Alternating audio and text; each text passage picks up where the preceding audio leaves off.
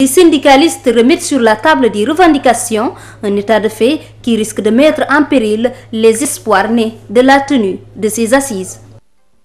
Aminata Mbaresso, merci. À Ourossogui, de nouvelles manifestations sont en vue pour samedi prochain. Sur place, les populations ont tenu une assemblée générale pour exiger la libération des 11 jeunes condamnés pour actes de vandalisme. Autre revendication, la suspension des travaux de construction à la salle des fêtes à Liban-Delnian. Les populations de Ourossogui ont véritablement battu leur appel de troupes pour prendre part à cette assemblée générale. En soutien au mouvement de protestation et de révolte, des jeunes dont 11 de leurs camarades sont en train de purger une peine de 6 mois à la prison de Matama. Les hommes politiques et les responsables des organisations de la société civile ont ainsi marqué leur présence. Cette vive tension encore à Ourossogui ne pourrait être baissée qu'après la libération des 11 détenus, selon Amadou Dia, le porte-parole du jour. Bon, c'est normal que la tension soit vraiment à la hauteur maximum. Ce sont des jeunes que nous comptons beaucoup. Et ce sont des jeunes, c'est la crème de la commune de Ourossogui. Le président du conseil communal de la jeunesse, le président chargé des finances de la zone 2 de Ourossogui. Voyez-vous, donc ce sont des gens qui ont vraiment contribué au développement de la commune. C'est pourquoi nous sommes obligés, nous sommes dans l'obligation de massifier, de participer à la libération. Thierno Aliou, c'est notre guide religieux, c'est notre vraiment, c'est quelqu'un que nous tenons beaucoup. Il a tout fait pour que le calme revienne, mais malheureusement, le maire lui a trahi en faisant le contraire à ce qu'il avait promis. Le danger est là depuis longtemps, depuis la détention de ces jeunes. On peut dire que nous aussi, nous sommes en prison. Nous aussi, Ourossogui est en prison aujourd'hui. C'est Ourossogui même qui est dans la maison d'arrêt et de correction. Très engagés dans le combat, ces jeunes de Ourossogui ont introduit une nouvelle fois une demande d'autorisation de marche prévue samedi prochain. Déposer notre demande de marche en bonne et en due forme, nous avons reçu notre récépissé en bonne et en due forme, notre récépissé de dépôt. Donc si elle est refusée, ça c'est dans l'avenir. Mais Inch'Allah, nous allons se conformer. Il n'y a plus de pneus brûlés dans les rues, encore moins d'affrontements depuis le verdict du tribunal régional. Mais les éléments d'intervention de l'escadron de la gendarmerie de Tchambé veillent toujours au grain à travers une présence dissuasive dans certaines artères de la ville. Retour à Dakar, ou plus précisément à Rebeuss, les habitants fustigent le manque d'eau noté dans leur quartier depuis 2 mois. Les femmes sur place sont réduites à parcourir de longues distances pour trouver le liquide précieux. Une pénurie d'eau qui engendre une perte de temps énorme pour ces dernières qui du coup sont totalement absorbées par la recherche permanente de l'eau et n'ont plus le temps pour s'acquitter à d'autres tâches quotidiennes. Kodindiaï Diafaraba.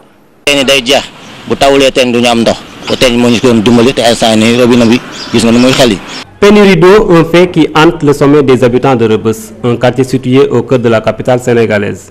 Ces habitants peinent à trouver le liquide précieux. Depuis ce matin, je suis à la recherche de l'eau. J'ai une voiture à dépanner. Je n'arrive même pas à le faire parce qu'il n'y a pas d'eau.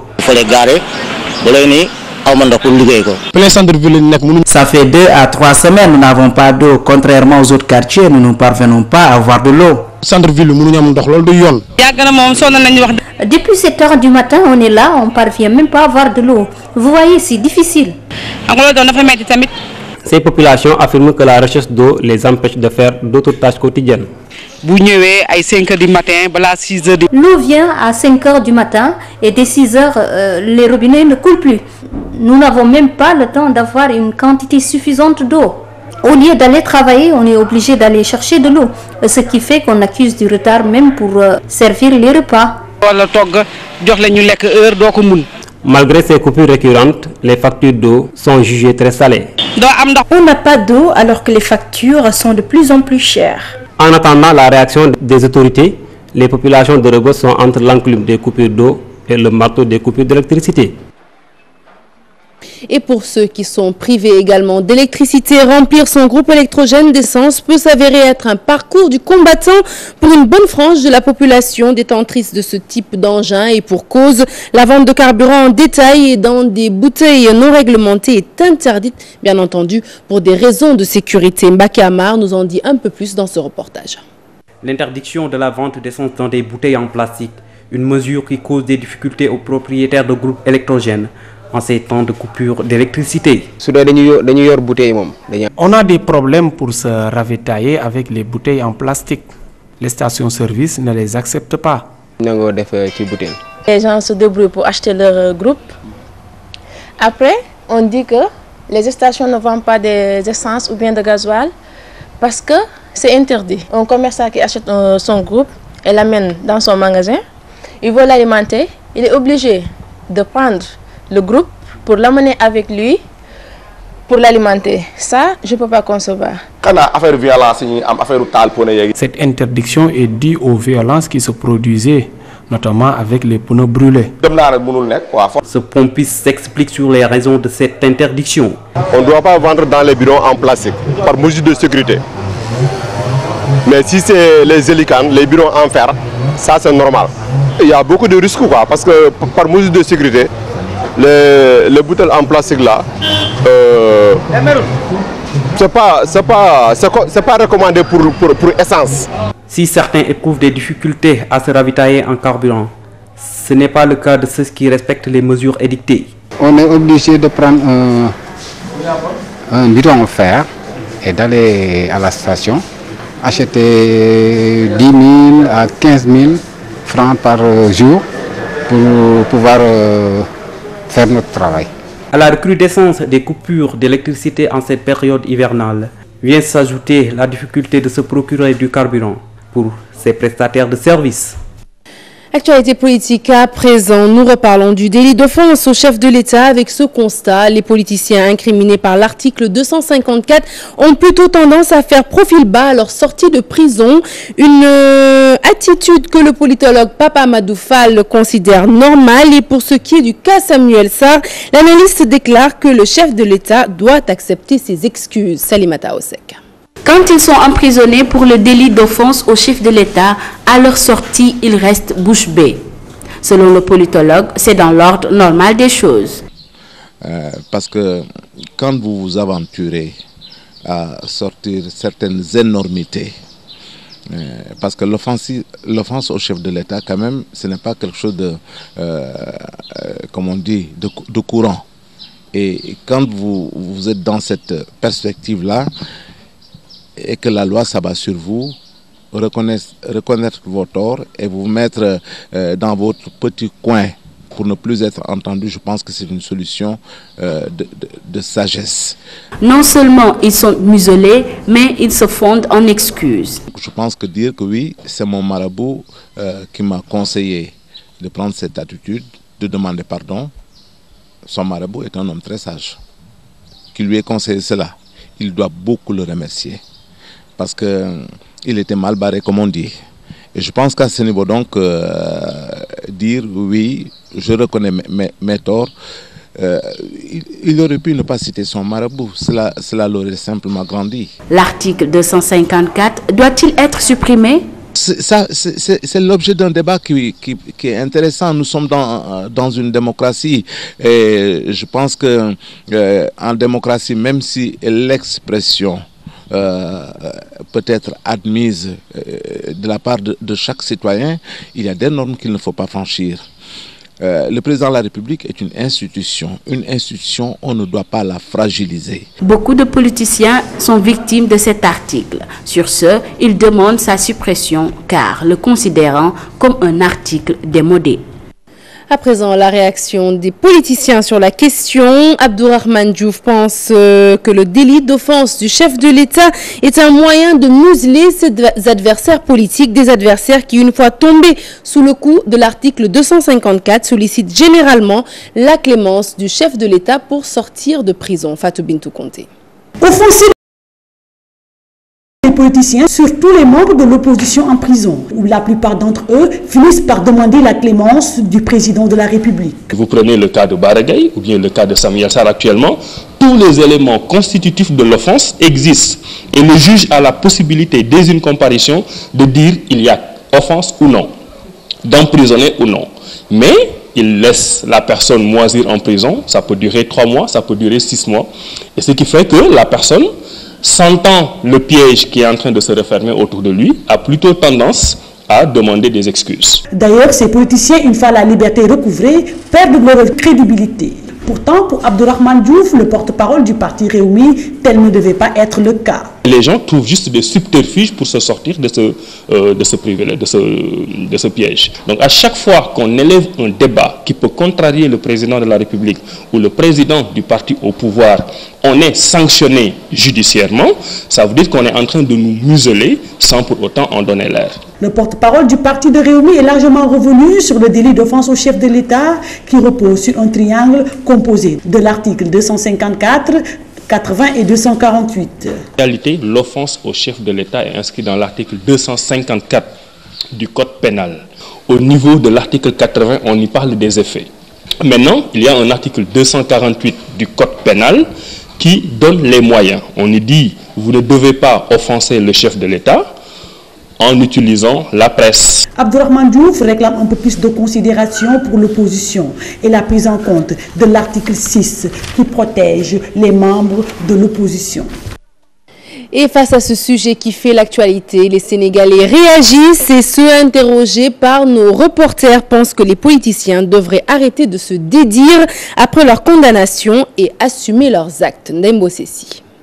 Se dédire ou se fondre en excuses sont des méthodes utilisées par les politiciens pour sortir de prison après arrestation pour diffamation ou offense au chef de l'État. Les citoyens sénégalais dénoncent cette attitude récurrente des politiciens. Chaque personne vraiment doit prendre ses responsabilités par rapport à ce qu'il vraiment raconte au niveau des médias ou bien au niveau des presses écrites. Un homme politique, c'est un responsable. Il n'a pas le droit de dire n'importe quoi. Qui ça après, bon, il ne peut pas assumer leurs paroles. Avant tout, il faut regarder ce que vous parlez. Est-ce qu'il y a des sources claires? Ils doivent être sûrs de ce qu'ils disent et assumer les conséquences selon eux. Quand on dit quelque chose, vraiment, il faut savoir l'assumer. Moi, vraiment, ma fierté ne pas vraiment de dire une chose et puis quand devant les faits accomplis, je reviens sur ce pour raconter n'importe quoi, ça je ne le ferai jamais. Quand ils parlent, aujourd'hui, demain, ils viennent pour contredire ce qu'ils disent. Cela peut impacter négativement sur leur code de popularité. Je suis sûr que certains vont dire que le gars vraiment il est revenu. Bon, peut-être que... En tout cas, il faut assumer. Ça peut diminuer le code de popularité de la personne parce que bon, les gens aussi peuvent juger la personne à ses propos. Ce qu'il a dit, si c'est vrai et il ne peut pas assumer ça, on peut dire que cette personne-là, il n'est pas responsable. Ça peut jouer dans votre carrière politique. Oui, ça peut jouer dans votre carrière politique parce que les gens aujourd'hui, ils croient, les gens à leurs paroles. Ont-ils peur? Sont-ils menacés? Des questions demeurent sans réponse pour bon nombre de nos concitoyens. À Ziguinchor, le ministre de la Jeunesse lance la 2e édition de la caravane découverte solidarité. Mame Mbaye Niang a déposé une gerbe de fleurs à la place des naufragés du Diola et puis un peu avant cela, il évoquait à travers une déclaration la restauration des valeurs dans le sud du pays. Compte rendu signé Boubacar Diassi.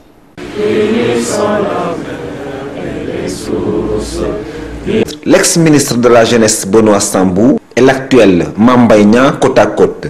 Un symbole fort, un symbole qui rend compte de la continuité du programme Jeunesse en Action lancé par Benoît Sambou et dont le point d'orgue est la caravane découverte solidarité qui en est à sa 2e édition. Et cette année, Ziguinchor en est la première étape. Le ministre Mame Mbaye Niang s'est rendu d'abord à la place des naufragés du Diola où il a déposé une gerbe de fleurs. Puis il a lâché une colombe à la place Jean-Paul II pour le retour de la paix définitive en Casamance. Mame Mbaye Niang a enfin rendu visite au CVAV qui commémorait les 75 ans de leur mouvement avant de faire une déclaration. Remercier les organisateurs, le mouvement qui a rassemblé 200 et quelques jeunes pour les initier aux valeurs citoyennes et au don de soi-même et à la réflexion des édifices publics. Nous sommes venus pour les encourager, les motiver à continuer ces initiatives qui mobilisent des centaines de jeunes et qui les initient aux valeurs. Le ministre de la Jeunesse n'a pas manqué d'évoquer la question de l'emploi des jeunes. En 2015, le BIT nous informe que 215 millions de jeunes seront confrontés au chômage. C'est une bombe sociale. L'étape ziguinchoroise de la caravane découverte solidarité aura duré 48 heures. Elle s'est ensuite ébranlée pour la région de Sédhiou. Allez, un peu de santé dans ce journal. À présent, vous êtes sans doute nombreux à ignorer votre groupe sanguin et pourtant, cette ignorance peut vous être fatale en cas d'accident. C'est du moins l'avis de spécialistes en hématologie qui nous explique à quel point il est important de connaître son groupage pour échapper au pire dans certaines situations. Nafissatou Silla. Groupe sanguin, loolu moom xawma ko moom. Amoo le groupe sanguin. Non loolu maa ngi koy doog a dégg sax. Sincèrement xawma ko. Lu tax? Non musuma ko def quoi sincèrement. Non xawma ko nag. Deret. Ah non musuma ko testé. Non dara dafa amul temps rek. Nombreux sont les Sénégalais qui ne connaissent toujours pas leur groupe sanguin, ce qui n'est pas sans risque. Le risque, c'est que devant une urgence, qu'on ne puisse pas agir à temps.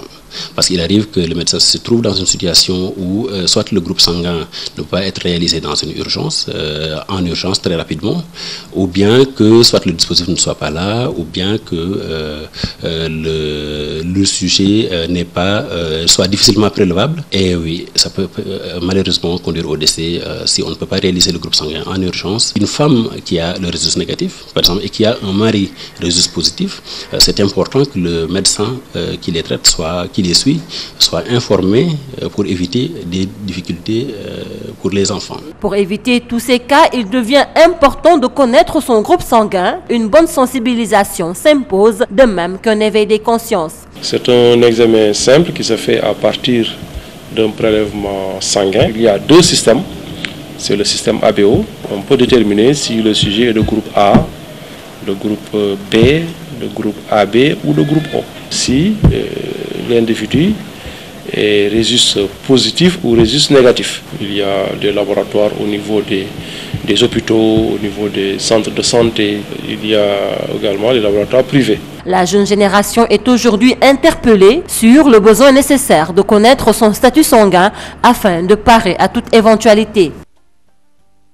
Et le dossier du jour concerne également la santé avec un coup de projecteur sur la césarienne, un mode d'accouchement redouté encore de nombreuses femmes. Au Sénégal, 18 à 20% des accouchements dans les centres de santé de référence se font par césarienne, mais l'acte chirurgical continue de susciter de l'angoisse auprès de nombreuses femmes enceintes. Certaines vont même jusqu'à avancer que les cliniques favorisent la césarienne pour augmenter leur chiffre d'affaires, mais les spécialistes réfutent cette thèse. Ils nous en disent un peu plus sur cette intervention qui, dans la majorité des cas, s'impose pour sauver la mère ou l'enfant. C'est le dossier du jour. Il est signé Fatkinedem Makital et Ababakar Kamara. La césarienne, pour moi, c'est quelque chose de dangereux. Je préfère l'accouchement naturel. Elle n'est pas la seule à penser ainsi. Les cliniques, souvent pointées du doigt pour favoriser l'accouchement par césarienne. Argent ou urgence, certains spécialistes réfutent. Chez une femme qui fait de l'hypertension assez sévère, malgré les traitements, parfois l'indication, elle est là. C'est une indication, cette indication est pour la maman comme pour le bébé. Donc, le médecin, quand il décide d'une césarienne, c'est pas de gaieté de cœur. C'est un retard de croissance, par exemple. Une femme peut avoir 9 mois de grossesse et le bébé est tout petit. Le médecin le voit à l'examen, le voit à l'échographie. Il fait ses investigations, il voit que ce bébé est petit par rapport à son âge. Une perception erronée de ce mode d'accouchement. On entend souvent parler que les femmes qui ont fait la césarienne, après, il y a des effets secondaires. Effets secondaires ou séquelles, rien de grave si tout se passe bien. Que ce soit un accouchement naturel ou non, le risque zéro n'existe pas. Pour tout accouchement, il y a un risque. D'accord ? La césarienne relativise ces risques. La césarienne, c'est des risques calculés. On sait ce qu'on fait. Mais un accouchement, c'est différentes étapes et il y a des risques qu'on n'arrive pas à calculer. Donc, une femme qui a une grossesse qui fait un accouchement normal, je dirais en résumé, elle sent les contractions. Après l'accouchement, c'est fini, s'il n'y a pas de complications. Mais une césarienne, c'est une intervention. Il y a une cicatrice, il y a une blessure. Donc, elle peut avoir mal quelques jours. En revanche, il est souvent conseillé aux femmes de choisir une césarienne en cas de grossesse précieuse. Si le plateau technique est relevé dans le privé, il ne l'est pas pour autant dans tous les hôpitaux. Le défi reste alors le renforcement des infrastructures sanitaires et la gratuité générale de la césarienne. 18 à 20% des accouchements se font par cette voie dans les centres de référence.